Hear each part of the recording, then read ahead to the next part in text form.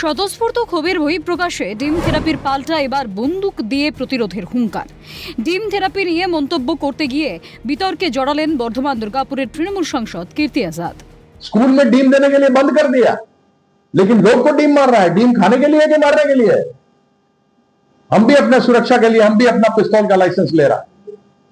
हमको अपना self defence करने का अधिकार है और हम कोई डरने वरने वाला आदमी नहीं। हम इंडिया के लिए क्रिकेट खेला है।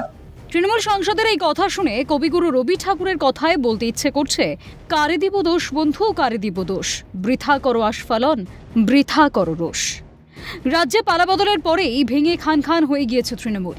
মমতা বন্দ্যোপাধ্যায়ের সঙ্গে যে কজন এখনও থেকে গিয়েছেন তাদের মধ্যে কীর্তি আজাদও আছেন। কিন্তু যে উদ্ধত্তের রাজনীতির জন্য মমতা অভিষেকের হাত ছেড়েছেন পুরনো দিনের সতীর্থরা, কিন্তু কীর্তি আজাদ হয়তো মমতার উদ্ধত্তের রাজনীতির পাঠশালায় যোগ্য ছাত্র হয়ে ওঠার চেষ্টা করছেন। কিন্তু সাংসদ কি জানেন না মমতার সরকারের প্রাতিষ্ঠানিক দুর্নীতি সম্পর্কে? তিনি জানেন না তৃণমূল জামানায় যোগ্য শিক্ষকদের চাকরি চুরি হয়েছে?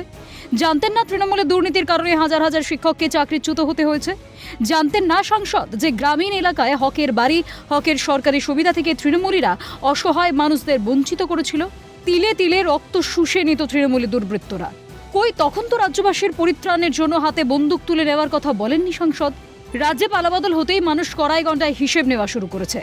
সেই কারণেই তো তৃণমূলের দুর্নীতিগ্রস্ত নেতাদের দেখলেই মানুষ ডিম থেরাপি করছে, আর তাতেই গোসা। কিন্তু বাংলায় একটা প্রবাদ আছে জানেন তো, পাপ বাপকেও ছাড়ে না, কর্মফল ভোগ করতেই হয়। আর কালের নিয়মে তাই সেই কর্মফল ভুগতে হচ্ছে তৃণমূলকে। যদিও তৃণমূল সাংসদের এই মন্তব্যকে গুরুত্ব দিতে নারাজ দুর্গাপুরের বিজেপি বিধায়কেরা। কীর্তি আজাদ আছে আর কোথায় আপনি? উনি এখন সেটিং করতে দিল্লিতে গেছিলেন, সেটিং করতে পারেননি, তাই ফিরে এসছেন। এখন মানে কোন দলে থাকবেন, কার সঙ্গে থাকবেন, কিভাবে সেটিং করতে আজ গেছিলেন, তিনি এখন ব্যর্থ হয়ে ফিরে এসছেন। তাই এখন মানুষের কাছে থাকতে হবে, গঞ্জ বাড়াতে হবে। তাই তিনি রাস্তা কুলখেনা না পেয়ে তিনি এখন এসে শুরু করেছেন। করুন, কাজে আপত্তি নেই। মানুষ তিনি প্রত্যাখ্যান করেছে।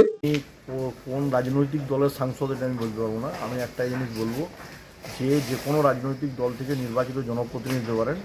ওনার যদি কাজ করার ইচ্ছা থাকে, আমি ওনাকে অ্যাপ্লিকেশন করে পাঠাচ্ছি। পূর্ব বিধানসভায় 3টে অঞ্চল আছে, কাজ করুন, গ্রামীণ মানুষের জন্য উন্নয়নের কাজ করুন। মানে কোথায় বঞ্চনা হচ্ছে আমি দেখব। মানে মানুষের জন্য যদি কেউ কাজ করতে যায়, কোথাও বঞ্চনা হয়। তৃণমূল সাংসদ যখন ডিম থেরাপিকে হাতিয়ার করে রাজনৈতিকভাবে টিকে থাকার চেষ্টা করছেন, বা ডিম থেরাপিকে অস্ত্র হিসেবে দেখিয়ে পাল্টা বন্দুক দিয়ে মোকাবিলার কথা বলছেন, তখন তৃণমূল সাংসদদের মনে রাখা প্রয়োজন, এটা বিহার নয়, বাংলা। বঙ্গের কৃষ্টি সংস্কৃতি সম্পূর্ণ ভিন্ন। তৃণমূল জামানায় যে সংস্কৃতির সঙ্গে আপনারা ওতপ্রোতভাবে জড়িয়েছিলেন, সেটা তো আমাদের সংস্কৃতি নয়। তাই হয়তো মাননীয় সাংসদ মানুষের স্বতঃস্ফূর্ত ক্ষোভকে মোকাবিলা করতে হাতে বন্দুক তুলে গুলি করার আস্ফালন দেখাচ্ছেন।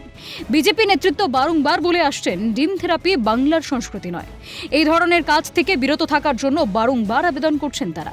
लेकिन हम आज भी बोलेंगे, जो लोग पत्थरबाजी कर रहे, गोबर फेंक रहे, मिट्टी फेंक रहे, जूता फेंक रहे, अंडा फेंक रहे, टीएमसी के ऊपर मत करिए।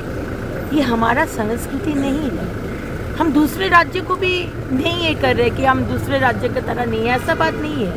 लेकिन बंगाल और बंगाली का संस्कृति थोड़ा अलग है।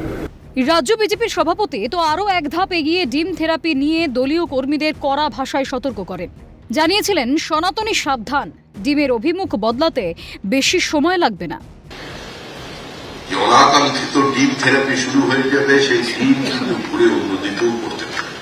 এটা প্রত্যেককে মনে রাখতে হবে, আমার দলকেও মনে রাখতে হবে।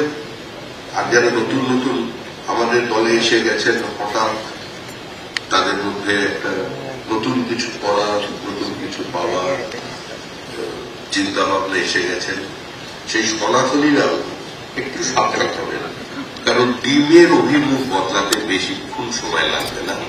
সব মিলিয়ে রাজ্যের শাসক দল যখন শক্ত হাতে ডিম থেরাপির কড়া নিন্দা জানাচ্ছে, তখন মমতা তৃণমূলের সাংসদদের বৃথা আস্ফালন নিয়ে প্রশ্নটা থেকেই যাচ্ছে। রাজেশ সেনগুপ্তের রিপোর্ট, ক্যালকাটা নিউজ।